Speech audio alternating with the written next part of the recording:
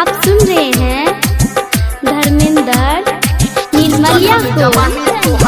माँ Gayatri recording studio. चढ़ल जवानी तोहरा लाग छोरी कोको कोला, चढ़ल जवानी तोहरा लाग छोरी कोको कोला, चढ़ल जवानी तोहर कोको कोला। एना नहीं हो हमारा देखा के छोरी मन डोला, चढ़ल जवानी तोहरा लाग छोरी कोको कोला, चढ़ल जवानी तोहरा लाग छोरी कोको कोला।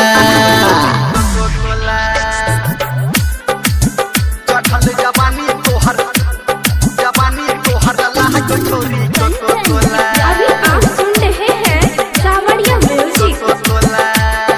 गर्मी में सबके तू को देबही ठंडा, तोरा ऐ जवानी के खुल जेतो भंडा।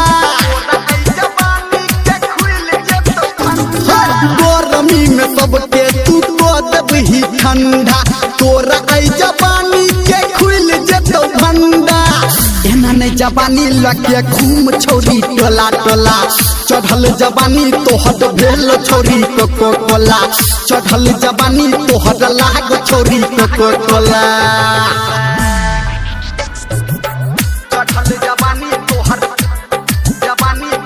लाग छोरी कोको कोला।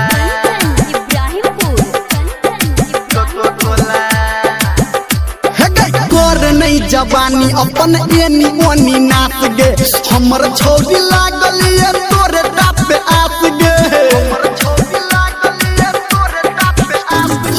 कर नहीं जवानी अपन एनी ओनी नाच गे, हमर छोरी लागल ये तोरे टाप पे आस गे। कहो धर्मेंद्र जान कहियो तो हमारा बोला, कहे छो संजय गौतम कहियो तो हमारा बोला, राइटर सोना तू के बोला बोला। चढ़ल जवानी तोहर लाग छोरी कोको कोला, चढ़ल जवानी तोहर लाग छोरी कोको कोला, चढ़ल जवानी तोहर लाग छोरी कोको कोला।